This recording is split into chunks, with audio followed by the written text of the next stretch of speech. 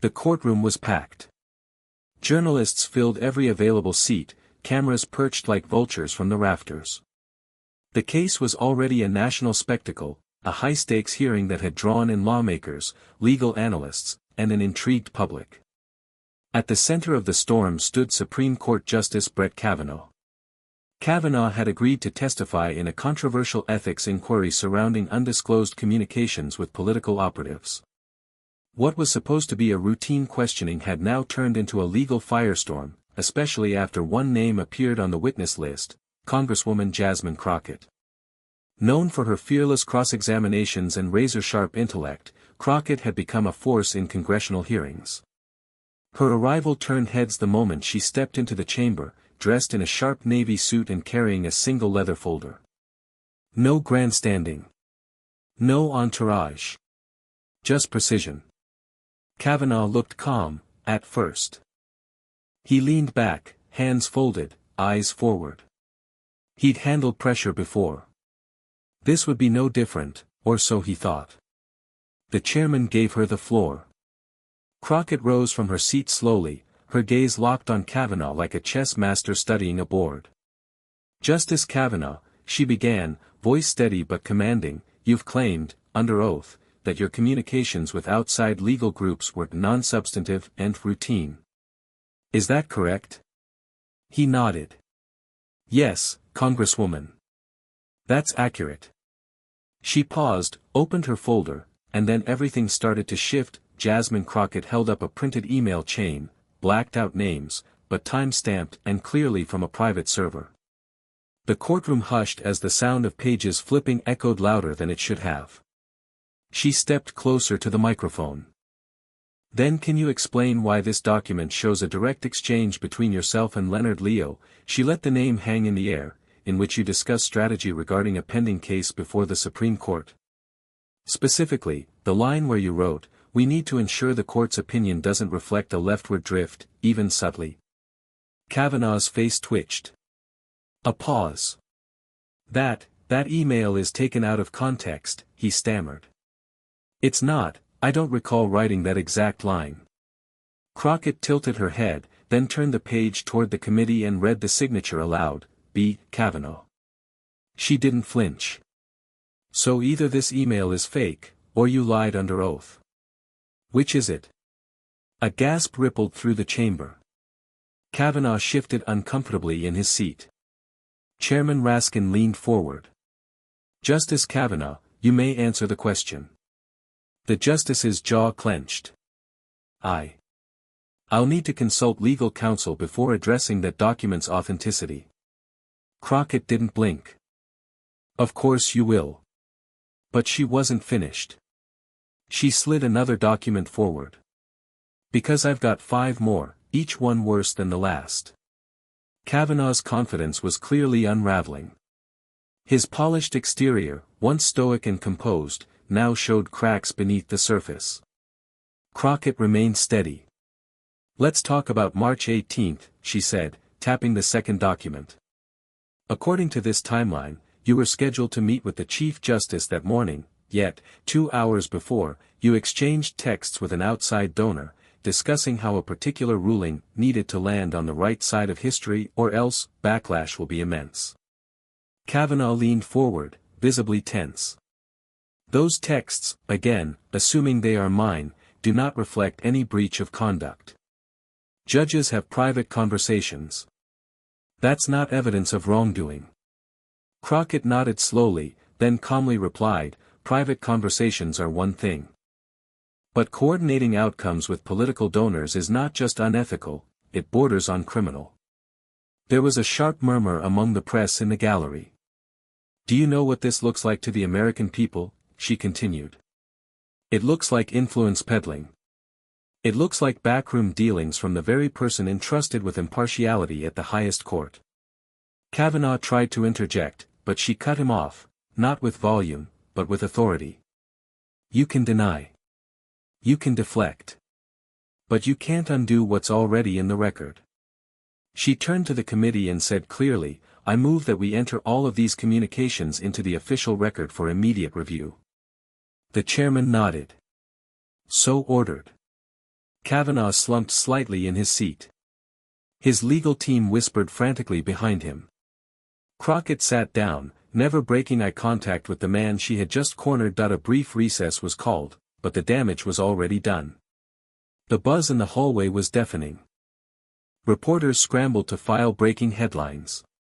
Legal analysts whispered words like impeachable offense and constitutional crisis.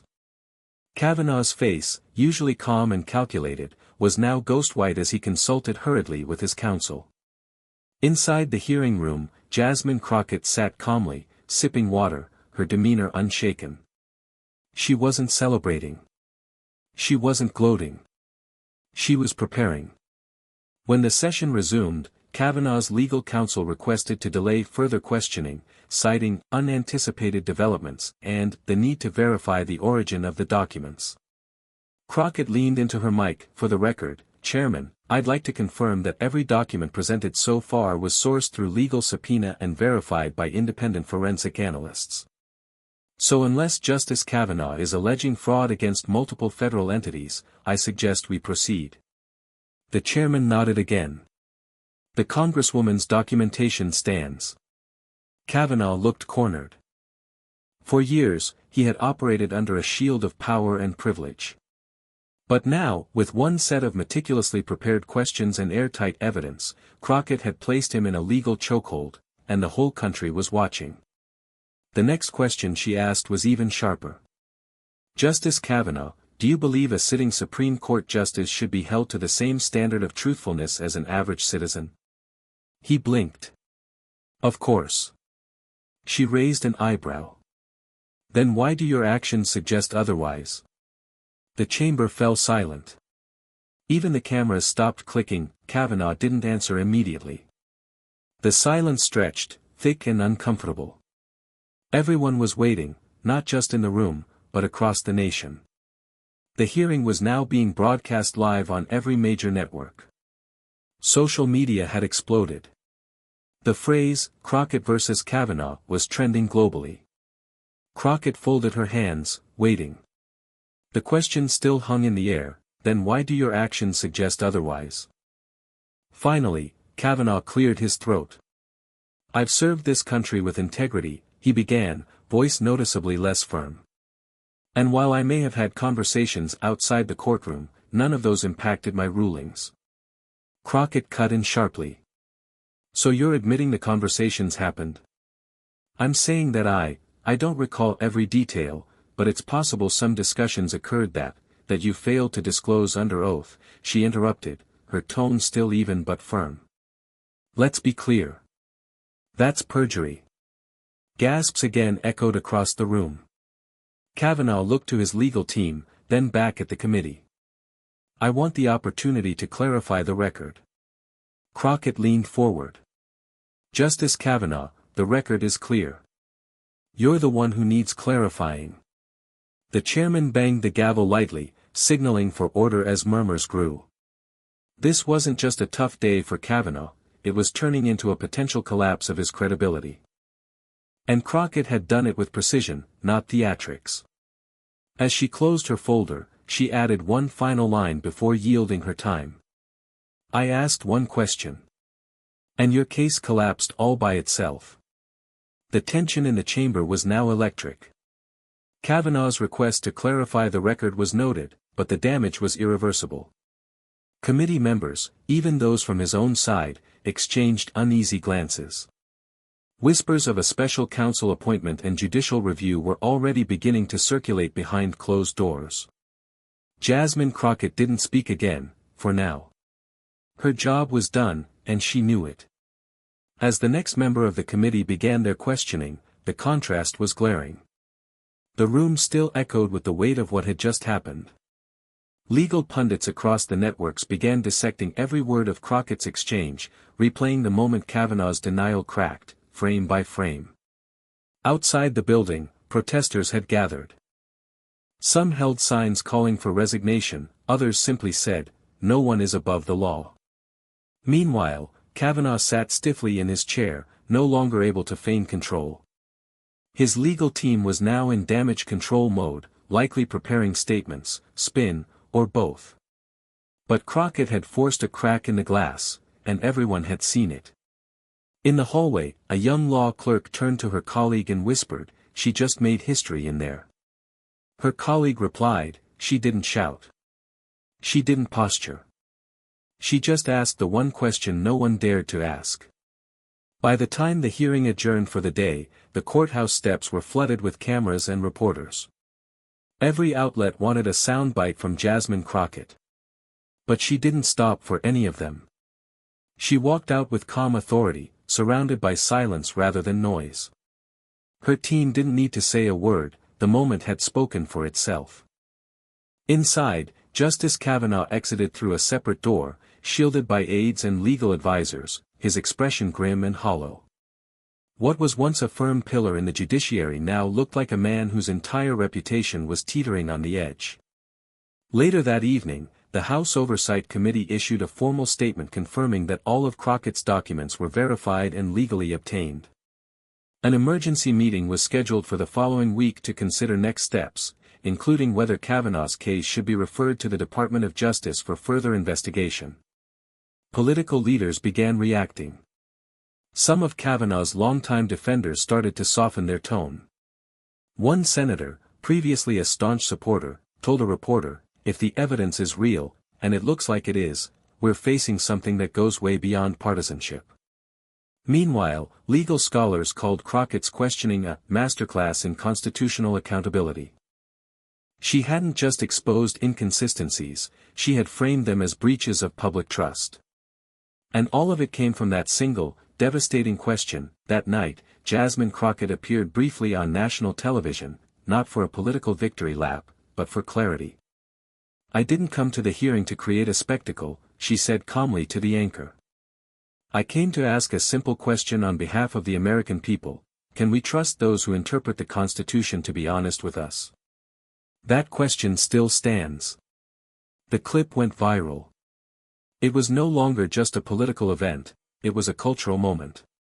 Law students began quoting her exchange in classes. Hashtags like #OneQuestion and #CrockettEffect surged online. Even late-night hosts, usually careful around judicial matters, dedicated entire segments to the stunning moment Kavanaugh faltered under Crockett's unshakable calm.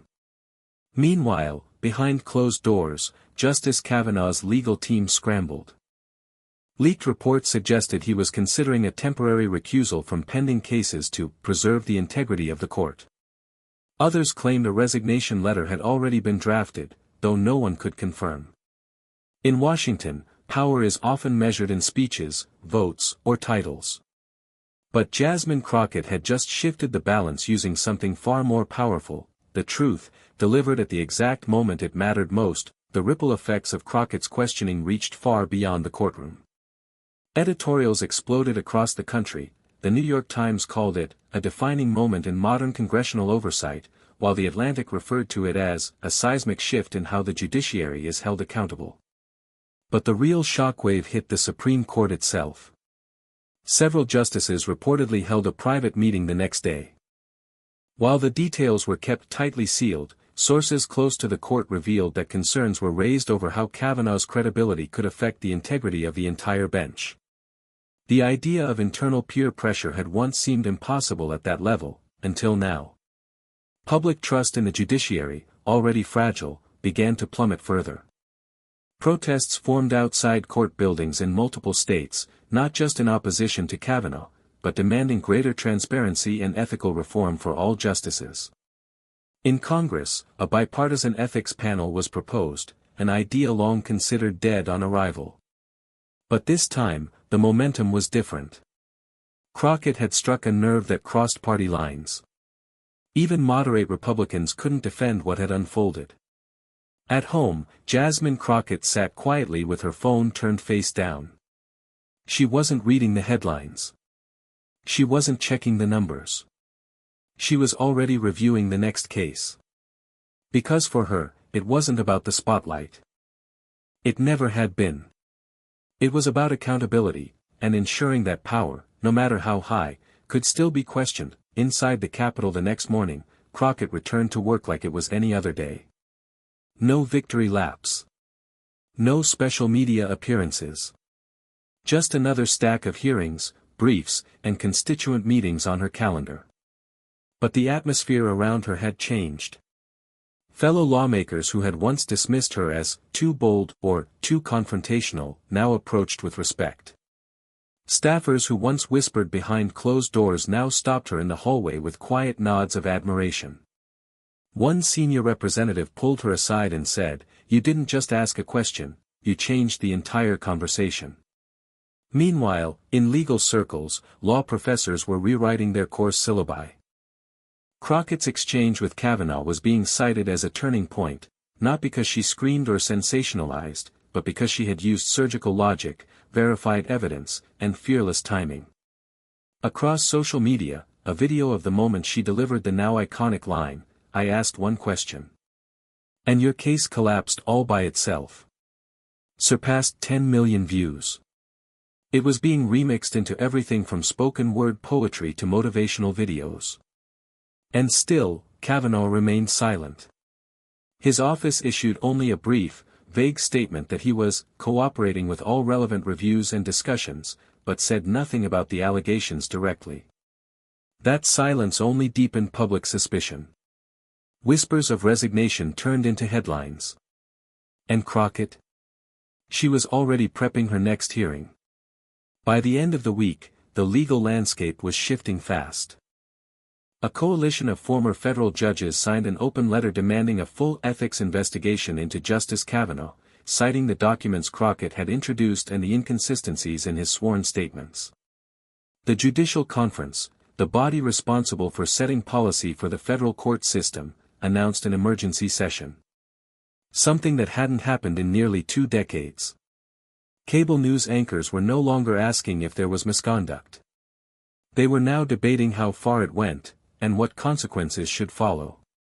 Back in her office, Jasmine Crockett kept her team focused. While the media chased sound bites, she combed through follow-up records. It wasn't just about catching one man, it was about building a standard that would hold up for generations. One aide asked her, "Do you think he'll resign?" Crockett paused, then answered simply, "I think that's between him and the truth." Her words were clipped and clear, not performative, but surgical. Just like her questioning. Elsewhere in Washington, the pressure mounted.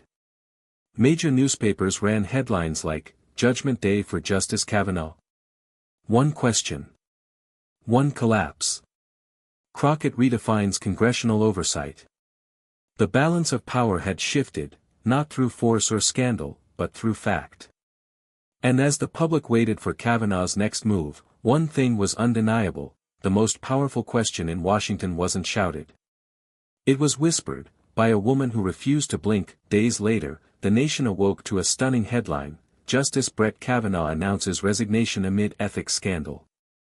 In a carefully worded statement released at dawn, Kavanaugh cited a desire to preserve the integrity of the court and shield the judiciary from further political distraction. But no one missed the truth behind the words: the pressure had become unbearable. The evidence was damning. And Jasmine Crockett's relentless precision had left no escape. The news reverberated through every branch of government. A sitting Supreme Court justice brought down, not by partisanship or scandal-mongering, but by one single, focused question and a mountain of truth behind it. Jasmine Crockett issued no personal statement. She simply reported to the next hearing, files in hand, eyes forward. When asked by a reporter in the hallway how she felt about the resignation, she answered, "I didn't come here to take anyone down. I came here to make sure no one stands above the Constitution." It was the line that would go down in history. In the weeks that followed, new legislation was drafted to establish a binding code of ethics for all Supreme Court justices. And at its ceremonial introduction, lawmakers from both parties credited one moment: the day Jasmine Crockett asked the question that changed everything. She hadn't just held a judge accountable. She'd reminded the nation that power is not above truth. And truth, when wielded with courage, never flinches.